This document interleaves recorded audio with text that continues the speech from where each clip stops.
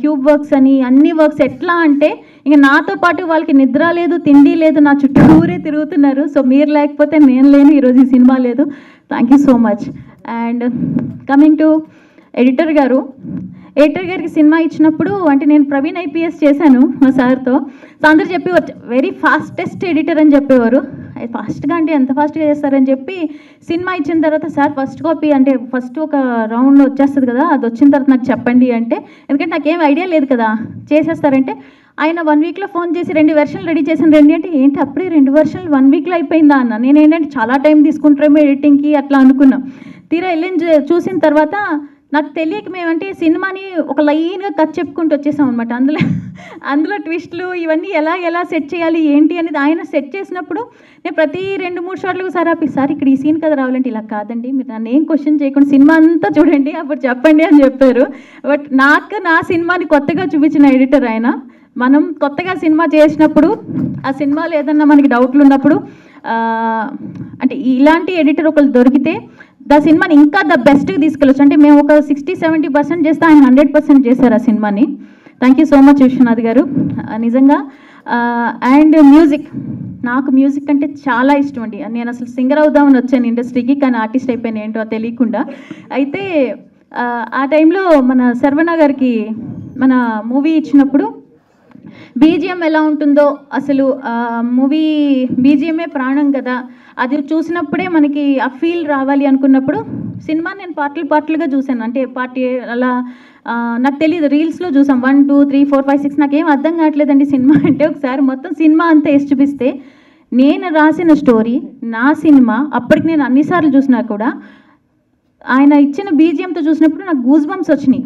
So నా cinema నాకే goose bumps వచ్చినప్పుడు ఐ వాజ్ లైక్ ఇంత బాగా ఇచ్చారు బీజిఎం. నిజంగా చెప్తున్నా అండి, సినిమా స్టోరీ గుర్తున్నా మేం గుర్తున్నా లేకపోయినా బీజిఎం మాత్రం కొన్ని సంవత్సరాలు అలా మైండ్లో తిరుగుతూనే ఉంటుందండి. అంత బాగా ఇచ్చారు నిజంగా. నేను మీకు ఫ్యాన్ అయిపోయాను వాసుదేవన్ గారు, అంత మంచి మ్యూజిక్ ఇచ్చారు. ఇంకొక సాంగ్ రిలీజ్ ఉందండి మనది, November 14th రోజు ఆదిత్య మ్యూజిక్లో రిలీజ్ చేయబోతున్నాం, శ్రీరామ అని. ఎక్కడ శ్రీరామనవమి జరిగినా ఆ పాట అయితే ఖచ్చితంగా ప్లే చేస్తారు, ఇది రాసి పెట్టుకోండి. అంత మంచి సాంగ్ ఇచ్చారు మాకు. అండ్ సుమంత్ నా తమ్ముడు చాలా బాగా యాక్ట్ చేశాడు. మూవీలో హీరో ఎంతసేపు ఉంటాడో నాకు తెలియదు, కానీ మూవీ అంతా వాడే ఉంటాడు సినిమాలో. మాకు తెలియకుండా మేము స్టోరీ రాసేసిన తర్వాత మేము షీట్ వేసుకొని చూస్తే ప్రతి సీన్లో హీరో ఉన్నా హీరో లేకపోయినా వాడే ఉంటున్నాడు, హీరోయిన్ లేకపోయినా వాడే ఉంటున్నాడు, సినిమా అంతా వాడే ఉన్నాడు. సో తర్వాత మేము చూసామన్నమాట, ఓకే ఎవరున్నా లేకపోయినా 26 రోజులు 27 రోజులు షూటింగ్ చేస్తే 27 రోజులు ఒక పాటల్లోని అండ్ మా బెడ్రూమ్ సీన్లో తప్ప మిగతా అంతా సుమంతే ఉన్నాడు. వాష్రూమ్లో లాస్ట్కి హీరోతో వాష్రూమ్లో కూడా ఉంటాడు సినిమాలో. అండ్ అసిస్టెంట్ డైరెక్టర్స్ చాలా కష్టపడి వర్క్ చేశారు. మా డైరెక్టర్ గారి గురించి చెప్పాలంటే ఒక ప్రొడ్యూసర్కి ఇలాంటి డైరెక్టర్ దొరకాలండి. ఎందుకంటే ఆ ఫ్యామిలీ ప్రాబ్లమ్స్ రానివ్వండి, హెల్త్ ప్రాబ్లమ్స్ రానివ్వండి, వర్షం రానివ్వండి, భూకంపం రానివ్వండి, ఏం రానివ్వండి, ఆయనకి తెలిసిన సినిమా ఒకటే. ఆయన చచ్చిపోతున్నా సార్ మీరు రెస్ట్ తీసుకున్నా సార్, లేదు మేడం నేను వెళ్ళిపోతాను, పొద్దున్న పోస్టర్లు పడ్డాయండి మనవి అని చెప్తే హైదరాబాద్ అంతా తిరిగేసి వచ్చాడు ఆయన, పోస్టర్లు ఎక్కడున్నాయో చూసుకుందాం అని చెప్పి. ఆయన ఎంత డెడికేటెడ్గా వర్క్ చేస్తారంటే ఇంక డే లేదు, నైట్ లేదు, ఇంక ఏదీ లేదండి. ఎంత టైం అయినా అది ఏవైనా నేను అన్నా సార్ లేట్ అవుతుంది కదా, వేరే ప్రాజెక్ట్ ఏదన్నా మీకు వస్తే ఒప్పుకోండి అంటే, లేదు మేడం ఇది నా ఫస్ట్ ఫిల్మ్, నేను ఖచ్చితంగా పనిచేసి తీరుతాను, ఇది రిలీజ్ అయ్యే వరకు నేను ఏది పెట్టుకోను అని చెప్పి, మీరు రాత్రి 1 గంటకి పిలవండి, మా ఎడిటర్ గారికి తెలుసు ఆయన గురించి, మీరు ఏ టైంకి పిలవండి ఆ టైంకైనా అక్కడ వచ్చి ఉంచుంటారు. మామూలుగా వేరే వాళ్ళైతే నాకు ఈ బండి ఛార్జెస్ ఇవ్వండి, లేదంటే నాకు డబ్బులు ఇవ్వండి, నేను ఇంత తిరుగుతున్నాను కదా అని అడుగుతారు. కానీ నన్ను ఏ రోజు ఆయన మనీ కోసం కాకుండా సినిమా కోసం పనిచేసిన డైరెక్టర్ అండి. మీలాంటి డైరెక్టర్ దొరకడం ఐఎమ్ సో లక్కీ అండి. అండ్ వెంకీ నాతో ఖుషి మీడియా స్టార్ట్ అయినప్పటి నుంచి ఉన్నాడు, డే 1 నుంచి ఇప్పటి వరకు వెంకీ ఉన్నాడు. వెంకీ సినిమాలో 3 క్యారెక్టర్స్ చేశాడు, కానీ బయట 30 క్యారెక్టర్స్ చేస్తాడండి. ఎట్లా అంటే ఇందుగల్డ అందు లేడంటారు చూసారా, ఆ టైప్లో అసలు ఆఫీస్లో కానీ నాకు ఎంత సపోర్టింగ్ సిస్టమ్ అంటే, ఆ రోజు నుంచి ఈ రోజు రాక నా చెయ్యి వదలకుండా ఒక నా కొడుకులాగా నాతో ఉండి నన్ను సపోర్ట్ చేశాడు. Thank you so much Venky, all the good luck నాన్న, నీకు ఇంకా మంచి ఆఫర్స్ వచ్చి మంచి ఆర్టిస్ట్ అవ్వాలని మనస్ఫూర్తిగా కోరుకుంటున్నాను. అండ్ రాఖీ అండ్ దినేష్ గారు thank you so much. Rakhi profile మాకు ఫస్ట్ వచ్చింది అసలు మూవీ స్టార్టింగ్ అనుకున్నప్పుడు, రాధిక అంటే పాపం తనకు తెలియదు, మనకు తెలుసు కదా రాధిక అంటే మన తెలుగు రాధిక వేరు. సో సినిమాలో రాధిక కూడా అదే. తను ఏంటంటే రాధా కృష్ణ అలా కనెక్ట్ చేసుకుని మూవీ ఒప్పుకుంది. సో ఫస్ట్ మేము రాధిక క్యారెక్టర్ అనుకున్నప్పుడు తినని సెలెక్ట్ చేసి అనుకోని కారణాల వల్ల వేరే అమ్మాయిని సెలెక్ట్ చేయాల్సి వచ్చింది. ఆ అమ్మాయికి అడ్వాన్స్ కూడా ఇచ్చేసిన తర్వాత మేము అక్కడికి వెళ్ళి చూస్తే అమ్మాయి పర్ఫార్మెన్స్ బాగాలేదు, వేరే అమ్మాయి కావాలి అంటే తిప్పి తిప్పి మళ్ళీ మాకు ఈ అమ్మాయి వచ్చింది అక్కడ కూడా భూపాల్లో. సో ఇంక ఈ క్యారెక్టర్ తినకి రాసిపెట్టి ఉంది అని మేము అనుకున్నాం.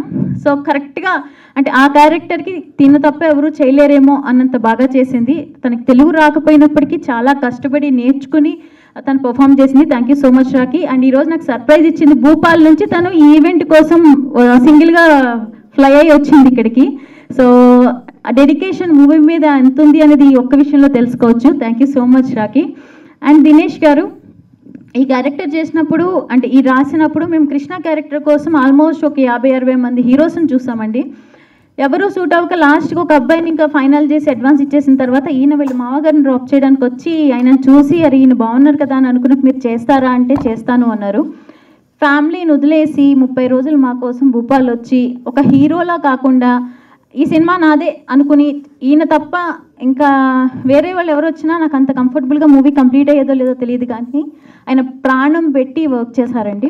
So thank you so much Dinesh garu. All the good luck అండి. మీకు ఇంకా మంచి మంచి ఆఫర్స్ రావాలి అని కోరుకుంటున్నాను. అండ్ రాజీవ్ నేను కలిసి స్టార్ట్ చేసాం ఖుషీ టాకీస్. ఈ మూవీ స్టార్ట్ చేసినప్పుడు చాలా అనుమానాలు ఉండే, ఎలా ఉంటుందో బయటికి వస్తుందో లేదో అని అనుకున్నాం. చాలా ప్రాబ్లమ్స్ ఫేస్ చేసాం, చాలా మాటలు పడ్డాను. అండ్ మీకు తెలిసిందే ఇక్కడ చెప్తే ఏదో సెంటిమెంట్లా ఉంటుంది కానీ ఒక అమ్మాయికి ఏమేం ప్రాబ్లమ్స్ రాకూడదో అన్ని ప్రాబ్లమ్స్ ఫేస్ చేశాను నేను. సో చాలా వరకు కలిసి ఫైట్ చేశాము. సో ఫైనలీ మూవీ రాబోతుంది అనుకున్న దానికంటే కొంచెం గట్టిగా. సో ఇప్పటి వరకు మాకు ఇంతమంది సపోర్ట్ చేశారు, ఇంకా నెక్స్ట్ సపోర్ట్ చేయాల్సింది మీరేనండి. సో మీ సపోర్ట్ మాకు ఖచ్చితంగా కావాలి. నవంబర్ 14th మా బేబీని మీ ముందు ప్రజెంట్ చేయబోతున్నాం. ఖచ్చితంగా చూసి ఆశీర్వదిస్తారని మనస్ఫూర్తిగా కోరుకుంటున్నా. అండ్ ఏమైనా తప్పు మాట్లాడుంటే క్షమించండి.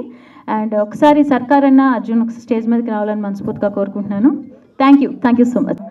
And you all know the name of the movie. It's actually somewhere somehow related to God, and I believe in God like anything. Whatever happens in my life is happened because of him, the Krishna himself. So talking about me and the film is the point here. Let's come to the point. I started my journey like really long back. Worked in different states, worked in different cities, and but it was always there in my heart. I always wanted to work in South industry. The culture, the respect, the values you guys have, I think I never experienced.